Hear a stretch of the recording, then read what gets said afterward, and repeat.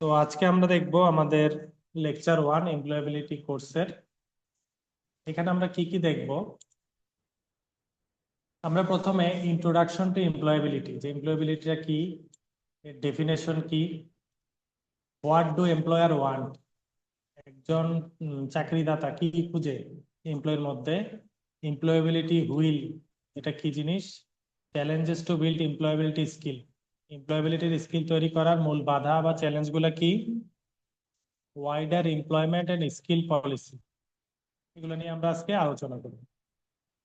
তো তোমরা আমরা যে রেফারেন্স বুক বলছিলাম প্রিভিয়াস, ওইটাও ফলো করতে পারো অথবা এই রেফারেন্স বুক গুলো ফলো করতে পারো। এমপ্লয়াবিলিটি কি, এটা ডেফিনেশন কি? তো employability is having a set of knowledge, skill, attitude and personal attribute that makes graduates more likely to gain employment। মানে একটা চাকরি বা একটা এমপ্লয়মেন্ট পাওয়ার জন্য তোমার যে ধরনের নলেজ, জ্ঞান, স্কিল, দক্ষতা, অ্যাট্রিবিউট, গুণাবলী, পার্সোনাল অ্যাট্রিবিউট, ব্যক্তিগত গুণাবলী প্রয়োজন, ওই সকল কিছুইকে একসাথে কি বলে, এমপ্লয়াবিলিটি বলে। And be successful in your chosen occupation, তুমি যেই এমপ্লয়মেন্টে সাকসেসফুল হইতে চাও ওই এমপ্লয়মেন্ট রিলেটেড তোমার কি নলেজ, স্কিল, অ্যাটিটিউড ওগুলোই তো অর্জন করতে হবে, তাই না? Which benefit themselves, the work place, the community and the economy. তোমার এমপ্লয়াবিলিটি স্কিলস থাকলে শুধু যে তোমার লাভ হবে এমন না, তোমার লাভ হবে, তুমি যে প্রতিষ্ঠানে কাজ করবা তার লাভ হবে, আর ওখানে স্কিলফুল কাজ করলে পরিবেশের লাভ হবে, সোসাইটির লাভ হবে এবং ওভারঅল ইকোনমিতে লাভ হবে। এই জন্য এমপ্লয়াবিলিটি আমাদের ব্যক্তিগত ক্যারিয়ার ডেভেলপমেন্টে যেমন জরুরি, তেমন একটা ওভারঅল থিঙ্কিং এ আমরা চিন্তা করলে সব ক্ষেত্রে কি এটার ওয়েট বেশি। যেমন আমি অ্যাপেলের উদাহরণটা দিয়েছিলাম, স্টিভ জবস এর একটা উদাহরণ ক্লাসে দিই না। স্টিভ জবস হচ্ছে ও তো হার্ভার্ড, হার্ভার্ডে তো পড়ছে নাকি অক্সফোর্ডে যেন, আমার ঠিক মনে নেই। ধরো একটা স্বনামধন্য ইউনিভার্সিটিতে পড়ছে, তো ওখানে হার্ভার্ডে মেবি, হার্ভার্ডে ওপেন ক্রেডিট সে কোর্স নিত আর কি। তার একটা কোর্স হচ্ছে ভালো লাগতেছিল না, ওইটার পরিবর্তে সে ক্যালিগ্রাফির কোর্স নিছিল। ক্যালিগ্রাফি মানে তো বুঝো, বিভিন্ন ধরনের ড্রয়িং ট্রয়িং অঙ্কন করে একটু সুন্দরভাবে ডিজাইন তৈরি করে। তো ওই ক্যালিগ্রাফির ও কোর্সটা করছিল আর কি স্টুডেন্ট থাকা অবস্থায়। তো হার্ভার্ড থেকে বের হয়েছে, যথেষ্ট একটা ভালো স্টুডেন্ট ছিল না সে। তারপরে তো সে অ্যাপেলে আসলো, অ্যাপল সে ফাউন্ড করলো। তো সে বলল যে লাইফে কোনো নলেজই আসলে ফেল না না। আমি যখন হার্ভার্ডে ছিলাম, আমি যখন ওই ক্যালিগ্রাফির কোর্সটা করছিলাম, এটা আমাকে এতটা হেল্প করছে, যখন আমি প্রথম অ্যাপলের কম্পিউটার, অ্যাপলের ফোন এগুলো মার্কেটে আনতেছি, আমার তো ফন্ট নিয়ে কাজ করা লাগতেছে, টেক্সট তৈরি করা লাগতেছে, ডিজিটাল টেক্সট দেখতে কেমন হবে। ওই যে আমার ক্যালিগ্রাফি কোর্স ছিল, আমার একটা আইডিয়া হয়েছে যে কিভাবে আমি সুন্দরভাবে ফন্ট তৈরি করতে পারি। এই যে এত ধরনের font, Times new Roman, Calibri, তাই না? মাইক্রোসফট ওয়ার্ডে গেলে বিভিন্ন ধরনের ওয়ার্ডের, এক একটা ওয়ার্ডের ফরম্যাট দেখতে এক এক রকম না? যেমন এখানে এটা লেখা হয়েছে একভাবে, এই লেখাগুলো আরেক ভাবে, একটু ইতালিক আছে, একটু ঘোরানো, কত ধরনের টেক্সট। তো বলছে আমার কাছে যদি এতটুকু নলেজ না থাকতো ক্যালিগ্রাফির, তাইলে পুরা মোবাইল ইন্ডাস্ট্রিতে যে টেক্সট, যে গ্রাফিক ডিজাইন, এটা চেহারাটাই হয়তো অন্যরকম। আজকে যে আপনারা এত সুন্দর টেক্সট, ফন্ট, ডিজিটাল গ্রাফিক্স ইন্টারফেসে দেখেন, এটা কেন দেখেন? ওই যে আমি হার্ভার্ডে একটা ক্যালিগ্রাফির উপর কোর্স করছিলাম, এই জন্য মোবাইল দুনিয়ার চেহারায় যা টেক্সট দেখি, এগুলো অ্যাপেলের টেক্সট গুলো দেখতেই সুন্দর, দেখতে অন্যরকম। তাহলে একটা এমপ্লয়াবিলিটি স্কিলের ইম্প্যাক্ট কত বড় হইতে পারে, ঠিক আছে? এটা শুধু তার জীবনে প্রভাব ফেলছে এমন না, পুরো মোবাইল ইন্ডাস্ট্রিতে, পুরো গ্রাফিক্স ডিজাইন ইন্ডাস্ট্রিতে একটা ইম্প্যাক্ট ফেলে গেছে তার একটা ছোট নলেজ। জিনিসগুলো দেখতে আসলে এরকম, তাই না? আচ্ছা, having the capability to gain initial employment, maintain employment and seek new employment if required। তো এমপ্লয়াবিলিটির আরেকটা গুরুত্বপূর্ণ বিষয় হচ্ছে এই স্কিল গুলা তোমাকে ইনিশিয়ালি জব পাইতে সাহায্য করবে, প্রাথমিকভাবে প্রথম যে জব, ইনএক্সপিরিয়েন্সড অবস্থায় যে জব, এবং তোমার এমপ্লয়মেন্ট মেনটেন করতে যেমন সাহায্য করবে, একই সাথে নতুন এমপ্লয়মেন্ট যদি তোমার প্রয়োজন হয়, চেঞ্জ করতে চাও, এই স্কিলগুলো তোমার যত বেশি থাকবে তত স্মুথ তুমি কি করতে পারবা, এগুলো চেঞ্জ করতে পারবা এবং সুইচ করতে পারবা জব। আচ্ছা, তো এমপ্লয়াবিলিটি হচ্ছে অ্যাকচুয়ালি হচ্ছে combination of knowledge, skill, attribute, attitude, এটা তো আমরা বললাম, তাই না?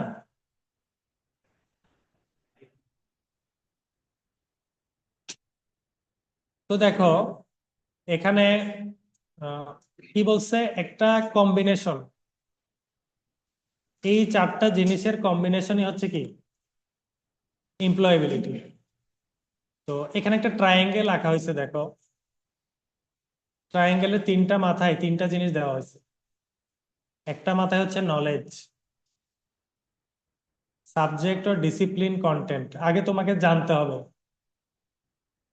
আগে জানতে হবে, তারপরে না মানতে পারবা, তারপরে না করতে পারবা। আগে তোমাকে জানতে হবে। সেকেন্ড হচ্ছে থিঙ্কিং, ফিলিং, জানলা, জানার পরে তোমার এটার প্রতি ভালো লাগে কতটুকু কাজ করে, এটা আদৌ তুমি করবা কি না, ঠিক আছে? সেন্স অফ সেলফ ইফিকেসি, তোমার এটা আগ্রহ কেমন, সেটা তৈরি করতে হবে। এরপরে হচ্ছে ডুইং, ফাইনালি এটা কমপ্লিট হবে কোথায়, তুমি যখন এটা ফাইনালি পারফর্ম করবা, স্কিলফুল প্র্যাকটিস করবা, ঠিক আছে?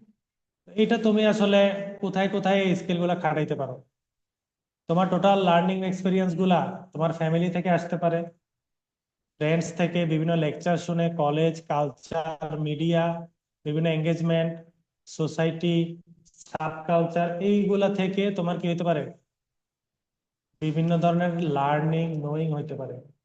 নোয়িং হওয়ার পরে শেষ হলে যাবে না, জানছো শেষ, কিছুই করলাম না, এটা হবে না। জানার পরে তোমার এখান থেকে ভালো লাগা তৈরি করতে হবে, যে অমুক জিনিসটা আমার ভালো লাগে, তাহলে এটা আবার একটু প্র্যাকটিস করে দেখতে হবে, এটা আমি করতে পারি কিনা। অমুকে খুব ভালো গ্রাফিক্স ডিজাইন করে, ঠিক আছে, আমি জানলাম, ঠিক আছে, আমি, কিন্তু আমি কিছু করলাম না যে আমি একটা ট্রাই করি আমি পারি কিনা। অমুক স্যারে খুব ভালো স্লাইড বানায়, আমি দেখি একটা আমি স্লাইড বানাইতে পারি কিনা, ঠিক আছে, অমুক স্যারে ভালো প্রেজেন্ট করে, দেখি স্যারের মতো করে বলতে পারি কিনা। তুমি যখন এই নোয়িং থেকে থিঙ্কিং ফিলিং এর পরে ডুইং এ যাবা, তখনই তোমার স্কিলটা গেইন হবে। তুমি যদি সারা দিনে মনে করো 24 ঘন্টার মধ্যে, 12 ঘন্টায় তুমি কি করলা, বিভিন্ন লেকচার দেখলা ইউটিউব থেকে, এই জায়গায় শুধু দেখলা, কিন্তু নিজে কোথাও অ্যাপ্লাই করলা না, এটা হচ্ছে না জানারই সমান। যতক্ষণ তুমি করো নাই, তুমি যদি শিখছো অ্যাপ্লাই করো নাই, তো যতক্ষণ অ্যাপ্লাই যাবা না, ততক্ষণ কি ধরতে হবে যে আসলে তোমার নলেজও হয়নি। তাহলে অ্যাপ্লিকেশন পর্যন্ত আমাদের যাইতে হবে। আর এমপ্লয়াবিলিটি স্কিলই হচ্ছে এমপ্লয়াররা সবচেয়ে বেশি ভ্যালু দিয়ে থাকে। এমপ্লয়ার ওয়ান ভার্সেস ইন্টারভিউই, দেখো আমরা ভাইভাতে যখন যাই, আমাদেরকে এমপ্লয়াররা অনেক প্রশ্ন করে না, ঠিক আছে? তো আমরা কি বলি, আমরা তখন নিজেদেরকে ঢোল পিটায় একটু ভালো ক্যান্ডিডেট হিসেবে প্রকাশ করার চেষ্টা করি। আমরা তখন বলি যে I am really keen and enthusiastic, I would give you 110%। আমি খুব কি এনথুজিয়াস্টিক, খুবই এনার্জেটিক অ্যাক্টিভ একজন মানুষ, আমি 100% না, আপনাকে 110% কাজ করে দিব।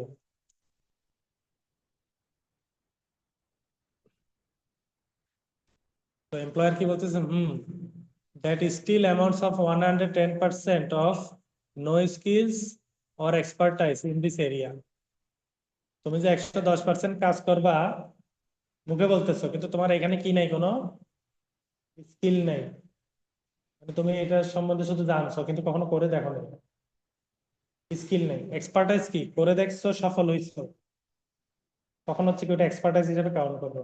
তখন সে এটাকে কি বলবে, একটা বোগাস কথা হিসেবে সে কি কাউন্ট করবে, এবং সে কি মার্ক দিল এখানে, এ পর্যন্ত যা নিছে সবই একই অবস্থা, নাকি স্যাড স্যাড। তাহলে এমপ্লয়ার অ্যাকচুয়ালি কি চায়, তুমি যে কথাটা বলবা, যে স্কিল তোমার আছে, ওটা তোমার আসলেই থাকতে হবে এবং ডকুমেন্টেড থাকতে হবে। তুমি মুখে মুখে বললা যে আমি অনেক আহ, ভালো টিম লিড করতে পারি, কোনো তোমাকে বলবে হ্যাঁ তাহলে এক্সপিরিয়েন্স কি, তোমার টিম লিডের এক্সপিরিয়েন্স কোথায়, কোথায় তুমি লাস্ট টিম লিড করছো, ঠিক আছে? তখন তুমি বলো যে আমি আমাদের ভার্সিটির ফাউন্ডেশন সেরিমনিতে আমি ফুড কমিটিতে একজন মেম্বার ছিলাম, এই মিষ্টি টিষ্টি কেক টেক যা লাগছে এগুলো আমি ম্যানেজ করছি, আমার টিম নিয়ে কাজ করছি। সিম্পল একটা কাজ, তাহলে এটা একটা এক্সপার্টাইজ যে সে টিম ওয়ার্ক করতে পারে, করছি। টিম ওয়ার্ক আমরা বেশি দেখি খেলাধুলায়, ঠিক আছে? আরো বিভিন্ন ধরনের টিম ওয়ার্ক হতে পারে, লিডারশিপ হতে পারে। তো তুমি যখন এক্সপেরিয়েন্স সহ স্কিল সহ বলবা তখনই সে কি এটাকে অ্যাকচুয়ালি একটা ভ্যালিড পয়েন্ট হিসেবে সে গ্রান্ট করবে, নাহলে সে ভাববে যে বোগাস কথাবার্তা। Employability skill valued by employer, students need to consider how they build their skills and where. তো স্কিল তুমি কোথা থেকে নিচ্ছ এবং কি স্কিল নিচ্ছ, এটা তোমাকে আগে কনসিডার করতে হবে, কোথা থেকে কি শিখবা এবং কোথায় অ্যাপ্লাই করবা। University presents the opportunity not only to develop your skills but two challenge yourself and develop a wide set of experience which set you apart from other graduates. University তোমাকে অনেক কিছু শিখাইতেছে, ইউনিভার্সিটি চাচ্ছে না সবকিছুতে তুমি একশো পাও, সবকিছুতে তুমি সেরা হও। তাহলে তোমাকে আমরা একটা জিনিসই পড়াইতাম, ওটাতে সেরা বানায় বের করে দিতাম। আমরা তোমাদেরকে ডাইভার্স জিনিসপত্র পড়াচ্ছি, ইলেকট্রিক্যালে সার্কিট পড়াইতেছি, electronics telecommunication control system machine, আবার কম্পিউটার পড়াইতেছি, এদিকে মেকানিক্যালের ল্যাব করাইতেছি, অমুক সাবজেক্টে ডিজাইন করাইতেছি, জেনারেল ম্যাথ পড়াচ্ছি, কতগুলো সফটওয়্যার শিখাচ্ছি। তো তোমার সামনে একাডেমিক ভাবেও আমরা অনেকগুলো পথ তুলে ধরতেছি, একটা পথ না অনেকগুলা পথ তুলে ধরতেছি। এর মধ্যে তোমার কি কি দিয়েছে, ইউনিভার্সিটি তোমাকে অপরচুনিটি দিচ্ছে। কেন, তুমি সাপোজ মনে করো তুমি বাকি সব বাদ দাও, তুমি মনে করো ম্যাটল্যাবের উপর সুপার এক্সপার্ট, তোমার বিশাল একটা স্কিল হিসাবে এটা কাউন্ট হবে। তুমি মনে করো আর কিছুই পারো না, কিন্তু তুমি প্রোগ্রামিং এ খুবই এক্সপার্ট, যে কোনো প্রবলেম প্রোগ্রামিং দিয়ে তুমি সলভ করতে পারো। তুমি আর কিছুই পারো না, কিন্তু অনেক সুন্দর ইন্টারফেসের অ্যান্ড্রয়েড অ্যাপ বানাইতে পারো।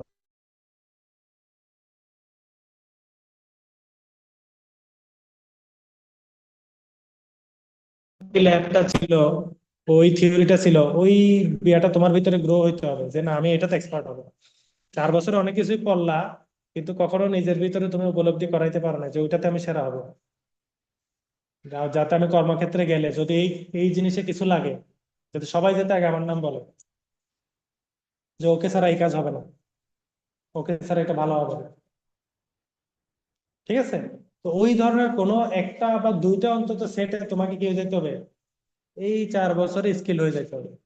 সময় অনেক বেশি, তোমার সবকিছুতে স্কিল হইতে হবে না, সবকিছু সম্বন্ধে তোমার নলেজ থাকলে হবে, কিন্তু ডুইং পর্যন্ত তোমাকে অবশ্যই কয়েকটা স্কিলে তোমাকে যাইতে হবে, নাহলে তো তোমার কোনো স্কিল এক্সপার্টিস কিছুই থাকলো না, শুধু জানলা কিন্তু করো নাই কিছু।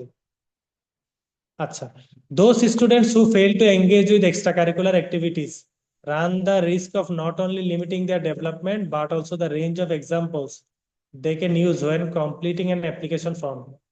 তুমি যদি এক্সট্রা কারিকুলার অ্যাক্টিভিটি গুলো না করো, এটার রিস্কটা এখানে বলা হয়েছে। তারা কি ধরনের রিস্কে পড়ে, প্রথমত তাদের নিজেদের ডেভেলপমেন্টটা কম হয়।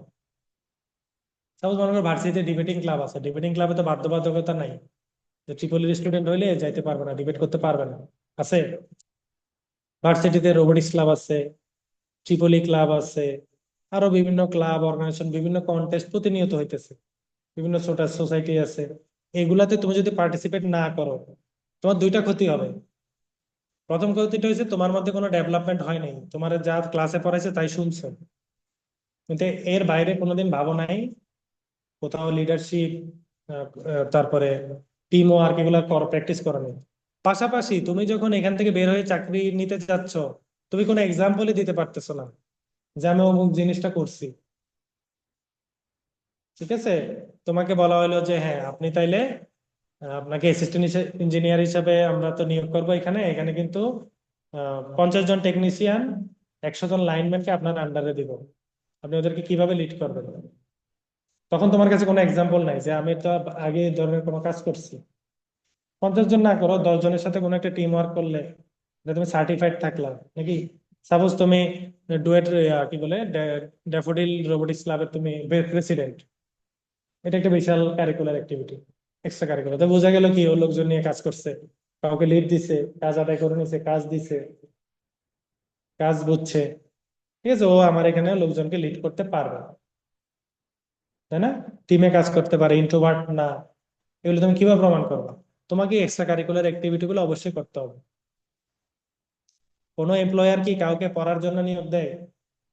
নিয়োগ দেওয়ার পরে কোনো এমপ্লয়ার বলে না যে "হ্যাঁ, আপনি নিয়োগ দিচ্ছি, এখন খালি পড়বেন, এখানে খালি পড়তে হবে"। এটা কেউ বলবে না, কারণ ভার্সিটি থেকে তুমি শুধু পড়েই যাইতেছো নাকি? চাকরিতে গিয়ে তো আর পড়বা না, চাকরিতে গিয়ে কি করবা? মানুষকে ম্যানেজ করবা, হ্যান্ডেল করবা, তাই না? টেকনিক্যাল তোমার যে স্কিল ওইটাও কাজে লাগবে, কিন্তু এই স্কিল গুলা তোমার দিনের বেশিরভাগ সময় এগুলোই কাজে লাগবে, ঠিক আছে? প্রফেশনাল এটিকেট, কারোর সাথে কিভাবে কথা বলতে হয়, কিভাবে কমিউনিকেট করতে হয়, কিভাবে একটা প্রজেক্ট নিতে হয়, প্রজেক্ট লিড করতে হয়, কিভাবে একটা প্রজেক্ট শেষ করার পর রিপোর্ট দিতে হয়।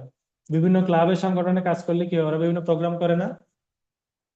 যেমন মনে করো একটা ফেস্ট অর্গানাইজ করলো, এই ফেস্টে কি কারো একজনের সেন্ট্রাল মাথা ছিল, স্টুডেন্ট ভলেন্টিয়ারদের মধ্যে নিশ্চয় একজন প্রধান ছিল, সেই ভলেন্টিয়ারদের মধ্যে কেউ কি করছে, ডেকোরেশনের কাজ করছে, কেউ ফুডের কাজ করছে, বিভিন্ন জনের সাথে মিশছে, নাকি? এক একজন এক একটা সেক্টরে কাজ করছে, এগুলো সবগুলাই কি এক একটা তোমার অভিজ্ঞতা এবং স্কিল হিসেবে কাউন্ট হবে, ঠিক আছে? আচ্ছা, তারপরে employability skill valued by employer, এখানে আমরা এখনো আছি। এর মধ্যে কি বলা হচ্ছে, সেলফ ম্যানেজমেন্ট স্কিলস আর the abilities that allow people to control their thought, feelings and action. তোমার যে থট আছে, ফিলিংস আছে এবং তোমার অ্যাকশন আছে, এগুলা কিন্তু সবসময় তোমার মন মতো নিয়ন্ত্রিত হয় না। অনেক সময় তুমি তোমার মনের দ্বারা নিয়ন্ত্রিত হও, তুমি করতে চাও না, তুমি জানো জিনিসটা খারাপ, কিন্তু তুমি তাও করো। তার মানে কি তুমি অ্যাকচুয়ালি তোমার ব্রেন দ্বারা নিয়ন্ত্রিত হও না, তোমার আবেগ দ্বারা নিয়ন্ত্রিত হচ্ছে। তুমি যখন সেলফ ম্যানেজমেন্ট স্কিল তোমার মধ্যে আসবে, তখন তুমি নিজেকে নিজে কন্ট্রোল করতে পারবে, তোমার আবেগ দিয়া, তোমার ব্রেনের স্পেসিফিক কোনো পোর্শন দ্বারা তুমি ড্রিভেন হবে না।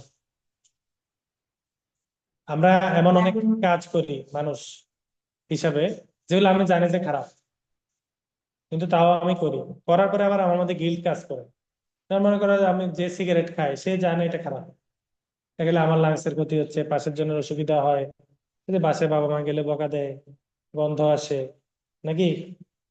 আমার একটা এইজের পরে আমার প্রবলেম হবে, আমি সব জানি, কিন্তু তাও আমরা মনে করো খাই।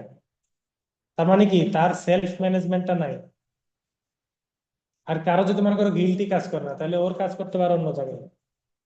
গিল্ট করলে গিল্ট কাজ করতেছে না, তাহলে সেলফ ম্যানেজমেন্টের উপরে কোথাও গিয়ে কাজ করতে হবে, ঠিক আছে? তাহলে সেলফ ম্যানেজমেন্ট স্কিলটা হচ্ছে সবচেয়ে জরুরি, যাতে তুমি তোমার থট ফিলিংস অ্যাকশনকে কন্ট্রোল করতে পারো। এর মানে কি, মনে করো তুমি একটা গোল অ্যাচিভ করতে চাও, তুমি একটা কিছু হইতে চাও, ওইটা হওয়ার জন্য তোমাকে অনেক জিনিস স্যাক্রিফাইস করতে হবে না? একসাথে তো তুমি সবকিছু হইতে পারবে না, তোমাকে অন্য জায়গা থেকে টাইম বাঁচাইয়ে আনে এটাতে দিতে হবে। এখন তোমার মধ্যে সেলফ ম্যানেজমেন্ট নাই, তাহলে তুমি কি করতে পারবে না? কোনোদিন কোনো গোল অ্যাচিভ করতে পারবে না। তোমার সামনে আরেকটা কাজ আসবে, মনে হবে ওইটা একটু করি, এটা একটু করি, এটা একটু করি, কিন্তু কোনোটাতেই দক্ষ হইলে না, কোনো গোল অ্যাচিভ হইলো না, ঠিক আছে? তো employers will expect you to manage your time effectively and use your own initiative. একটা কথা উল্লেখ থাকে বিভিন্ন জবে, যে এমপ্লয়ি সেলফ মোটিভেটেড কিনা, স্বপ্রণোদিত ভাবে কাজ করে কিনা, নাকি তাকে ঠেলা লাগে, এই ধরনের এমপ্লয়িকে কোনো এমপ্লয় পছন্দ করে না। মনে করো তোমাকে ঠেলা লাগে, তার মানে তুমি স্বপ্রণোদিত ভাবে কাজ করো না আর কি, এই জন্য তো ঠেলা লাগে। তো কাদেরকে ঠেলা লাগে? যারা টাইম ম্যানেজ করতে জানে না, যে টাইমের একটা জিনিস সে কি কাজ করবে তার কাছে কোনো প্ল্যান নাই। প্রথমে এটা করব, তারপরে এটা করব, তারপরে এটা করবো, প্ল্যান নাই। দিনের 24 ঘন্টা কখন আমি কি করব, সেটা দিনের শুরুতে যদি 1 ঘন্টাও লাগে, ওই প্ল্যানটা করে ফেললে ওই দিনটা ইফেক্টিভ একটা দিন হবে। আর তুমি যদি কি বলে ভেড়ার মতো গড্ডলিকা প্রবাহে গা ভাসে দাও, তাইলে দিন শেষে কি অ্যাচিভ হবে এটা আনডিফাইন্ড, কোনোদিন হইতে পারে কোনোদিন নাও হইতে পারে। ফ্রেন্ডরা যেখানে যেখানে যাইতেছে, যাইতেছে, ঘুরতেছে, যা যা করার করতেছে, কিন্তু কোনো গোল নেই। তাহলে তোমার দিন শেষে কি হবে না, টাইম ম্যানেজ হবে না, দেখবে কিছু না কিছু বাদ পড়ে গেছে যেটা আজকে করা উচিত ছিল। এরকম করে প্রতিদিন কিছু কিছু বাদ যে পড়বে, এটা তোমার বছর শেষে গিয়ে বিশাল খাতা তৈরি হবে। ওগুলাই তখন তোমার কি ল্যাগিং, তোমার লাইফের ল্যাগিং, তোমার পড়াশোনায় ল্যাগিং, তোমার এক্সট্রা কারিকুলার ল্যাগিং। কারণ দিন টাইম তো 24 ঘন্টা, এর ভিতরে তো যা করার করতে হবে। Preparation, planning and organisation are essential for effective time management, যেটা বললাম। প্রথমে কি করতে হবে, প্রিপারেশন নিতে হবে কি করবা, প্ল্যানিং করতে হবে, অর্গানাইজ করে ভাগ করতে হবে কখন কি করবা, এরপরে তুমি অ্যাকশনে যাইতে পারবে। ঠিক আছে? এই জন্য আমাদেরকে লং টার্ম গোল সেট করতে হবে, যে আমি আজ থেকে 10 বছর পরে কোথায় দেখতে চাই নিজেকে। তো এই 10 বছর পরে ওখানে যাইতে হলে আমার কি কি অ্যাচিভ করতে হবে, ওইটা অ্যাচিভ করতে হলে এই 5 বছরে কি করতে হবে, 1 বছরে কি করতে হবে, এরকম করে প্রতিদিনের কাজ নিয়ে আসতে হবে। যে আজকের দিনে কি করতে হবে, এই 1 মাসে কি করতে হবে, এবং এটা আবার রিভিউ করতে হবে 1 মাস পর পর, যে এটা অ্যাচিভ হয়েছে কিনা, কোনটা কোনটা বাকি আছে, কোথায় ডাবল শ্রম দিতে হবে। তখন তুমি একটা ভালো পজিশনে নিজেকে নিয়ে যেতে পারবে। এগুলো অলরেডি বলছি আমি, টিম ওয়ার্কিং। টিম ওয়ার্কিং দ্বারা কি বোঝায়, তুমি নেগোশিয়েট করতে পারো। তোমাকে যখন কর্মক্ষেত্রে যাবা, বিভিন্ন ডিসিশন নিতে হবে, আলাপ আলোচনার মাধ্যমে নিতে হবে, কেউ একটা কিছু বললেই করা যাবে না। তার মানে কি, তোমার মধ্যে নেগোসিয়েশন করার প্রভাব থাকতে হবে। তুমি নেগোশিয়েট করতে জানো না, যা বলে তাই করো, মন চাইলে করো নাইলে করো না, কিন্তু নেগোশিয়েট করে জিনিসটাকে স্ট্যান্ডার্ডাইজ করে নিজের মতো করে করো না। কন্ট্রিবিউটিং টু ডিসকাশন, তুমি ইন্ট্রোভার্ট, কারোর সাথে কথাই বলো না, তাহলে তুমি কখনো টিম ওয়ার্ক করতে পারবে না, গুড লিডারও হইতে পারবে না। ঠিক আছে? And awareness of interdependence with others. এবং তুমি তো আর সবকিছু পারবা না, একটা মানুষ সব পারে, কোন জিনিসটা কে পারে কি পারে তোমার আশেপাশে, এটা তোমাকে জানতে হবে। তাহলে তুমি ওকে ওই কাজে খাটায় কি একটা কাজ উদ্ধার করতে পারবে। নাইলে তোমার এমন হবে, যেটা তুমি পারো না ওই কাজ তোমাকে দেওয়া হইলে তুমি কখনোই পারবে না।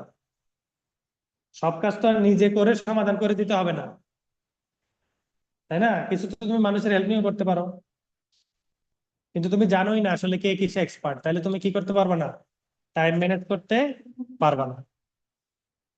তো আজকে আমরা এতটুকুই রাখবো। Employability skill valued by employer, এটা বিভিন্ন মডেল আছে, কিভাবে স্কিল গুলা ডেভেলপ করতে হয় নিজের ভিতরে, এগুলো নিয়ে আমরা পড়াশোনা করব নেক্সটে। কিভাবে টিম ফর্ম করতে হয়, স্টর্মিং করতে হয়, নর্মিং, পারফর্মিং, অ্যাডজয়েন্টিং, এর মাধ্যমে একটা সাকসেসফুল টিম বিল্ড আপ হয়। ঠিক আছে? তো এগুলো নিয়ে আমরা নেক্সটে আলোচনা করব। তো আজকের ক্লাস এখানে রাখতেছি। ধন্যবাদ সবাইকে।